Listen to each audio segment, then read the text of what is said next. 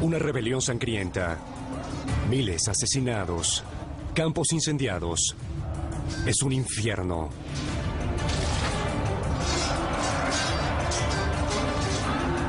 Los rebeldes, una mezcla de etnias tribales conocidos como galos. Su paladín, el primer general que unificó las distintas tribus, Vercingetorix.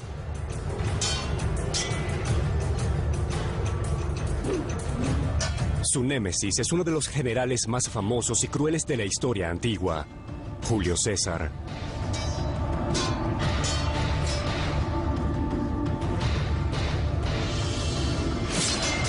Por 100 años, los romanos han oprimido brutalmente a los galos. Es tiempo de vengarse. El escenario está listo para uno de los mayores enfrentamientos militares en la historia. Una lucha de portento tecnológico que pone a prueba la astucia e ingenio de dos generales, moldeando la faz de Europa por los siguientes siglos y garantizando el futuro de un imperio.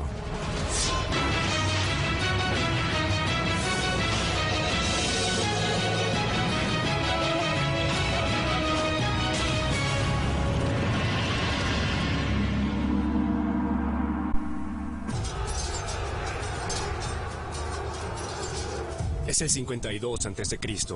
Por 6 años, Julio César ha dirigido una campaña brutal.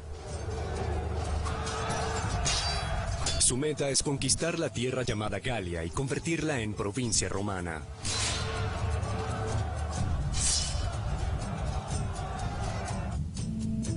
Para el momento que César es asignado a Galia en el 58 a.C., la República Romana se había expandido hasta África del Norte, Grecia, Sicilia, Córcega, Sidonia y España. Pero Roma no había podido doblegar a su vecino del norte, Galia. Siempre fue muy tentador expandirse hacia el norte, porque los galos y los romanos tenían una larga historia de 300 años de masacres y antagonismo mutuo. Digo, esa población del norte, cuando invadieron, fue muy brutal. Saquearon Roma en el siglo III a.C. y por eso había mucha hostilidad. Pero la República Romana se fortalece cada día. Ahora, liderando más de 50.000 soldados romanos, Julio César se abre camino a través de Galia con crueldad abrumadora. César fue enviado a Galia por el Senado romano como procónsul para conquistar el área y convertirla en provincia de Roma. Lo interesante sobre este gran general es que nunca estuvo en el ejército y no tenía experiencia en combate o comandando tropas. ¿Y por qué entonces lo vemos como un gran general? Es justo preguntarse. Y la respuesta es que fue el primer general romano en dejar no solo sus memorias, sino los detalles de todas sus campañas, donde, por supuesto, destaca su brillantez y nada más. César escribe suficiente de los 6 años de la Guerra de las Galias como para llenar 7 libros. A pesar que se muestra como un genio militar, quizás sus éxitos se debían más a la calidad de su ejército. Para el momento de las campañas en Galia, el ejército romano estaba especializado. Antes del 100 a.C., siempre había sido una milicia, por lo que debían renovar las tropas cada año, entrenarlos y ponerlos bajo el mando de generales políticos, lo que creaba problemas. Pero las reformas militares establecidas 50 años antes de que César llegue al poder, crearon un ejército disciplinado de soldados profesionales. Entonces quizás un amateur estaba a cargo, pero había 10 legiones de soldados profesionales. Eso es un punto que se suma al éxito de César. El otro punto, creo, es que puedes ser un gran general si nunca luchas con nadie. En el caso de los ejércitos galos, no eran de verdad ejércitos significativos. Galia no es una nación unificada con un ejército nacional. Es un conglomerado de ejércitos de tribus individuales que carecían de disciplina y cohesión. El problema fundamental con Galia es que, en esencia, es un área de 15 a 20 millones de habitantes, con muchos grupos de etnias distintas. Habían luchado entre sí por generaciones y nunca habían desarrollado una habilidad militar sofisticada. No obstante, conquistar Galia es más difícil de lo que César anticipa. No podías derrotar un ejército, ganar una batalla y adueñarte de Galia. Debías derrotar cientos de ejércitos. César enfrenta cada nuevo ejército galo con una crueldad creciente. César llevaba a cabo matanzas horrendas con la típica brutalidad romana para dejar claro que o eres amigo del imperio o eres su enemigo. El régimen de César era de terror. Destruía aldeas completas, asesinando a sus pobladores, y luego iba a la siguiente, brutalidad total. E inevitablemente, en un periodo de 6 años, lo que sucedió fue que básicamente los romanos controlaron Galia, en su mayoría. Pero, en el fondo, permanecía un espíritu reprimido de odio a los romanos y un espíritu de rebelión buscando un líder, el correcto. Entra Vercingetorix, un carismático general galo. Como César, él también tiene una misión: unir a cientos de tribus de su país contra César.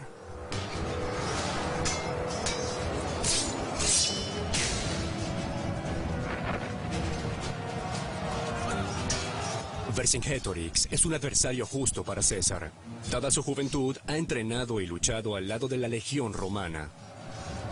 Vercingetorix era un coracero en el ejército de César al inicio de la guerra de las Galias. Así que sabía cómo funcionaban los romanos, conocía sus fortalezas y sus debilidades. Era el adecuado en el momento preciso para enfrentar a César. Vercingetorix se mentalizó que quizás ese era finalmente el momento adecuado para que los galos lo lograran. No esa tribu o aquella, sino todas ellas. Y si podía encender una chispa, el atacar con éxito a los romanos, quizá por una vez las principales tribus galas se unirían y resistirían al control romano. Derrotarían a César y sacarían a los romanos. Eso era lo que tenían en mente. Su plan para provocar a César funcionó. Vercingetorix avanza con más de 70.000 soldados al pueblo romano de Orleans y le da a César una dosis de su propia medicina. Les cayó como un león a un conejo y quemó el pueblo y masacró y aniquiló a todos. Los galos asesinan a más de 5.000 hombres, mujeres y niños. Vercingetorix deja un mensaje claro a César. Los galos ya no se doblegarán ante la brutalidad del general romano.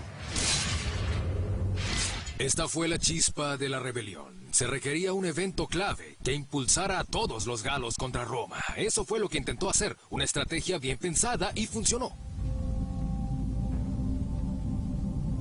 Ya no existe retorno para Vercingetorix.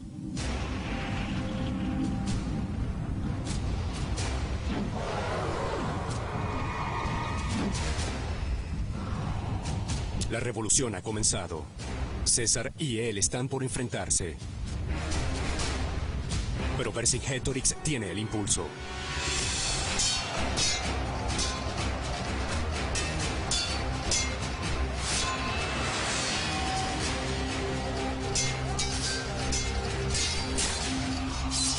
Enseguida tiene más victorias. Lo respalda un ejército enorme al que usa muy bien. De pronto es indetenible. A pesar de superar a los romanos, Vercingetorix sabe que su fuerza, grande pero algo desorganizada, perderá una batalla abierta y directa frente al ejército profesional y muy entrenado de César.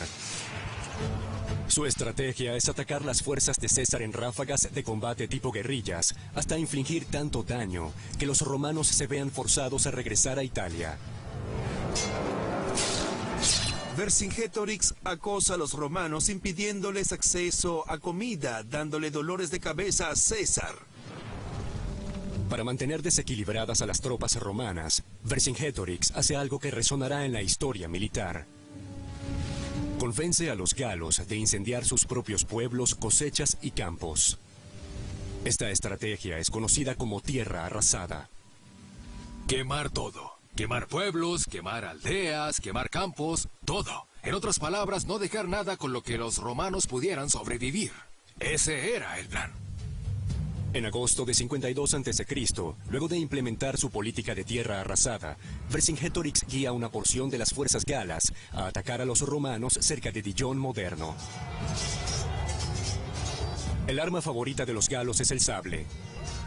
Hecho de hierro, estas hojas duras están diseñadas para destrozar con fuerza bruta.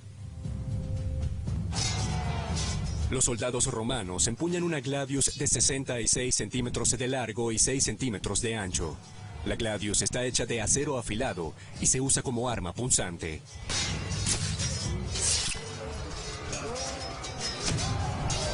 Luego de luchar por varias horas en Dijon, Vercingetorix, al estilo ataque y retirada, replegó todas sus fuerzas. La estrategia gala parece ser exitosa. Desde Dijon, César comienza a moverse hacia la frontera italiana. Vercingetorix y sus hombres lo persiguen intentando impedir que César llegue a Roma y busque refuerzos.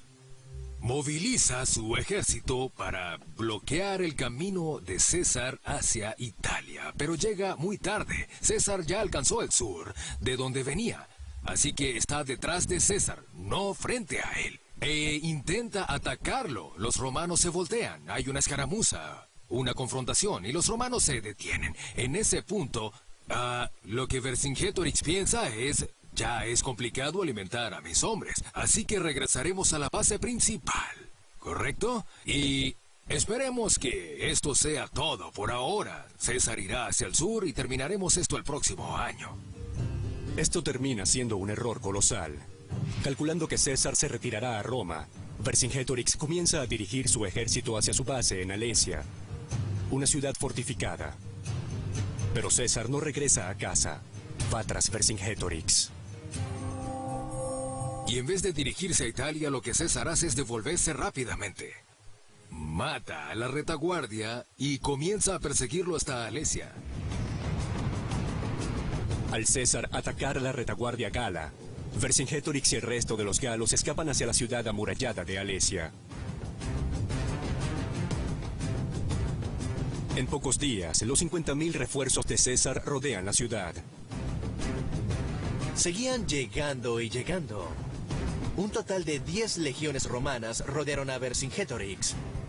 Debió haber pensado: ¿en qué demonios me he metido? Vercingetorix tuvo gran éxito liderando su guerrilla contra César, pero ahora está atrapado. Y la ventaja que tenían los galos se ha evaporado por completo.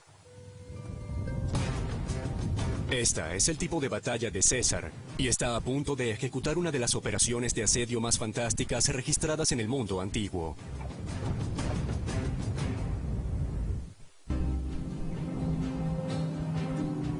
...52 a.C., la ciudad de Alesia. El comandante militar romano Julio César y más de 50.000 soldados romanos han retenido a 70.000 galos y a su líder revolucionario Vercingetorix dentro de la ciudad. Alesia es tan importante porque es un gran cataclismo final. Es el último intento militar para detener el control romano en toda Galia. Alesia es la ciudad actual de Alise-en-Renne, localizada en lo que ahora es Francia. La ciudad tiene cerca de 8 kilómetros a la redonda, rodeada por una muralla de 2 metros de altura. Habitada por cerca de 10.000 hombres, mujeres y niños, Alesia se ubica sobre una colina a unos 460 metros sobre el valle. A través del valle fluyen 2 ríos y una serie de colinas rodea la ciudad. Está resguardada, dándole a los galos una posición defensiva fuerte. No obstante, César decide establecer un asedio en Alesia, una campaña militar sin igual en la historia. El trabajo de asedio creado por César es ingenioso. No es posible encontrar ninguna fuente que diga que su técnica de asedio fue usada antes que él. El ejército de César posee la tecnología de asedio más sofisticada de la época. Están equipados con una catapulta llamada onager, conocido como asno salvaje por sus golpes. Es capaz de lanzar un proyectil de 45 kilos a 360 metros. Los romanos también usan balista, que en latín significa lanzador de rocas. La balista dispara balas cerca de 90 metros. Cada legión está equipada con 30 de estas. Pero un asedio significa mucho más que atacar con armas poderosas y de alta tecnología. Y César sabe que la táctica adecuada en Alesia no es un bombardeo para sacarlos. En su lugar, César cree que para ganar esta batalla, no debe sacar a los galos, sino matarlos de inanición. César decide construir un muro de 16 kilómetros de largo alrededor de Alesia para apresar a los galos en su propia ciudad. Lo que Vercingetorix pensó que sería un paraíso seguro, resultó ser una trampa mortal. Primero los soldados de César cavan una zanja de 6 metros de profundidad y 6 metros de ancho. Luego cavan otra zanja de 4 metros y medio de ancho y 2 metros y medio de profundidad que pueden llenar de agua. Y luego otra zanja seca. Para finalizar, levantan un muro de 4 metros de altura, rematado con torreones cada 70 metros. Lo llaman circunvalación. Colocas un muro alrededor de una ciudad. Es en esencia poner en prisión a 10.000 personas.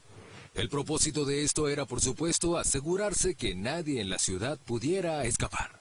Podían salir de su propia muralla, pero quedarían atrapados en los mortales campos entre el muro de madera romano y su muralla. Eso es lo primero. Esta no es la primera vez que César se muestra como un maestro de la tecnología. 3 años antes, en el 55 a.C., 400.000 germanos buscaban una nueva tierra y cruzaron el río Rin para establecerse en Galia. César de inmediato les dejó un mensaje brutal. Envió 50.000 de sus tropas al río Rin con la orden de masacrar a los germanos. Lo que hace luego fue tanto horrible como tecnológicamente sorprendente. César hizo gala de sus proezas ingenieriles que eventualmente mostraría en Alesia. Construyó un puente colgante sobre el río Rin de 120 metros de largo y 12 de ancho para poder perseguirlos hasta Germania y allí capturarlos. Una vez que cruzó el río, César devastó brutal y despiadadamente el campo. 430.000 personas, hombres, mujeres y niños. Nadie sobrevivió. En el acto deliberadamente calculado de matanza política, diseñado para enviar un mensaje claro a todo el mundo. Apartando la brutalidad, el puente de César sobre el Rin se destaca como uno de los logros más memorables de la ingeniería del mundo antiguo, ya que todo el puente se construyó en 10 días. Fue increíble, lo hizo con postes, vigas y cables, y la razón de su construcción fue para decirles a los germanos, el Rin no es una barrera, te alcanzamos cuando queramos. Luego de la matanza, César regresó a Galia de inmediato y destruyó el puente. En Alesia, César usa la misma superioridad tecnológica romana para atrapar a los galos en su propia ciudad. El general galo Vercingetorix observa cómo el muro de César se levanta a su alrededor. El muro de 4 metros de alto está hecho en parte por la tierra de las zanjas, y el borde superior tiene defensas de madera y torres cada 70 metros. Colocaron varas afiladas como una versión primitiva del alambre de púas en caso de que alguien tratara de escalar el muro. Y excepción de un par de áreas con barreras naturales, el muro rodeaba completamente la ciudad. Es una carrera contra el tiempo. Una vez que César complete el muro de casi 16 kilómetros de diámetro, será impenetrable. Atrapando a toda la población de Alesia, unos 10.000 hombres, mujeres y niños, al igual que los nuevos residentes, los 70.000 soldados galos. Vercingetorix tiene algo de carne y cereal almacenado en Alesia, pero no le va a durar por siempre. Los hombres de César podían robar o comprar provisiones, pero es más fácil decirlo que hacerlo. No olvidemos que Vercingetorix había incendiado grandes áreas en la campaña de Arrase. Vercingetorix sabe que el ganador de la batalla será el que se salve de la inanición. Así que decide que su única esperanza es intentar parar la construcción del muro e impedir que los romanos busquen comida. Si podía aguantar más que César en la ciudad, sí, tarde o temprano a los romanos se les dificultaría encontrar comida y se debilitarían con el tiempo. Lo que debía hacer era seguir atacando a los romanos para evitar que buscaran más provisiones. Así que Vercingetorix recurre a su táctica anterior, ataque y retirada. Envía a varios miles de sus coraceros a hostigar a los trabajadores y forrajeadores de la construcción de César. Vercingetorix lo logra varias veces, pero al final, César lanza un contraataque. No estamos seguros de cuántos coraceros tenía César, pero imaginaría cerca de 5 a 6 mil coraceros romanos y de 3 a 4 mil de caballería mercenaria. Y una escaramuza se desarrolla entre las murallas de César y Alesia. La caballería romana gana terreno y los galos se repliegan. Pero Vercingetorix ordena cerrar las puertas de Alesia para proteger a los galos en la ciudad. Muchas pero muchas bajas galas desmontaron sus caballos y básicamente trataron de abrirse camino hacia la ciudad. Vercingetorix sentencia a muerte a sus hombres.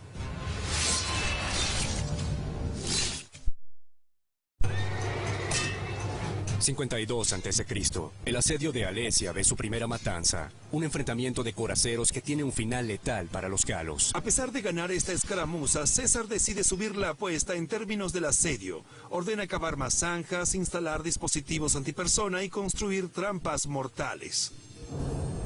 Trampas explosivas con enormes púas de madera llamadas chipi son plantadas al fondo de las trincheras. Púas de hierro llamadas stimuli son esparcidas frente a las murallas para perforar los pies de los soldados y los cascos de los caballos. Tenían fosos inundados. Derribaron árboles para crear obstáculos y cubrieron con todas las armas disponibles y... flechas, arcos, eslingas, misiles podían literalmente llenar de disparos toda la zona de impacto. Luego de solo 5 semanas, el muro de casi 16 kilómetros, equipado con trampas, obstáculos y dispositivos antipersonales, está casi listo. El general galo Vercingetorix es forzado a correr un gran riesgo. Envía a su caballería completa de 15.000 hombres a recorrer Galia y reclutar fuerzas de otras tribus galas. Némesis es uno de los generales más famosos y crueles de la historia antigua, Julio César.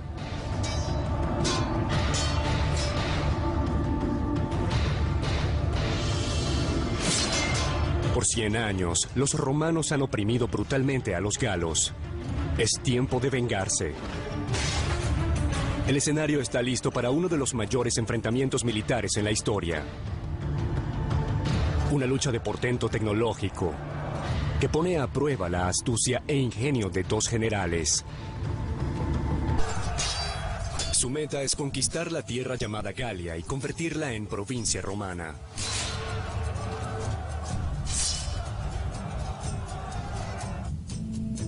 Para el momento que César es asignado a Galia en el 58 a.C., la República Romana se había expandido hasta África del Norte, Grecia, Sicilia, Córcega, Sidonia y España. Pero Roma no había podido doblegar a su vecino del norte, Galia. Siempre fue muy tentador expandirse hacia el norte, porque los galos y los romanos tenían una larga historia de 300 años de masacres y antagonismo mutuo. Digo, esa población del norte cuando invadieron fue muy brutal. Saquearon Roma en el siglo III a.C. y por eso había mucha hostilidad. Pero la República Romana se fortalece cada día. Ahora, liderando más de 50.000 soldados romanos, Julio César se ha moldeando la faz de Europa por los siguientes siglos y garantizando el futuro de un imperio.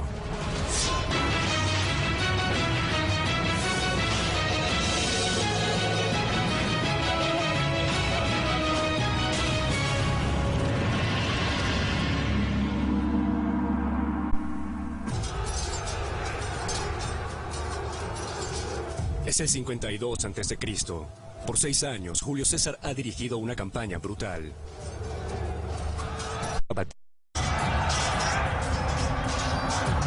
Una rebelión sangrienta. Miles asesinados. Campos incendiados. Es un infierno.